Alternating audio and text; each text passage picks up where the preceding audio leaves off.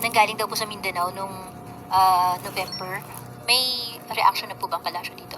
Opo, hiningi po natin mismo ang mensahe o komento ng National Security Council at akin pong babasahin sa inyo.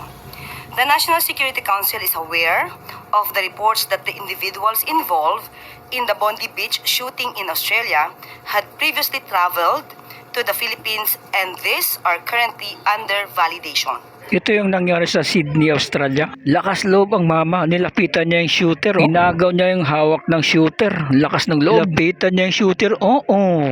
Talagang bayani itong ginawa niya at maraming nasawi dito sa shooting incident sa Sydney, Australia. Nakipagbuno siya.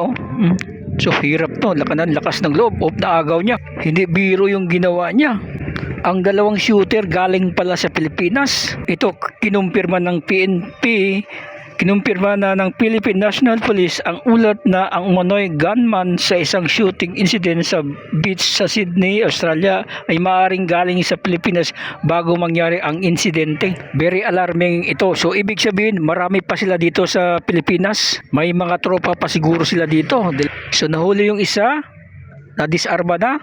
So yung isa ito pangalawang shooter. So ito lahat silang dalawa galing daw ito sa Pilipinas. At this time, there is no confirmed information indicating that their visit pose a security threat, and this is not considered a serious or immediate concern.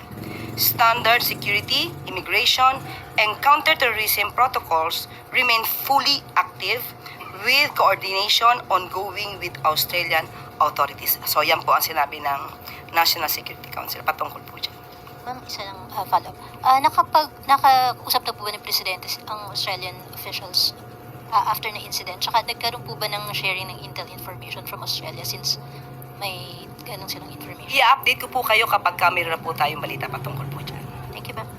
Sunod na tanong mula kay Ace Romero, Philippine Star. The shooters did in the Philippines. Wala po sa atin ngayon na anumang informasyon. Binavalidate pa po ng NSC. And what passport was used when they arrived here? Itatanong po natin sa Bureau of Immigration. Okay, salamat po.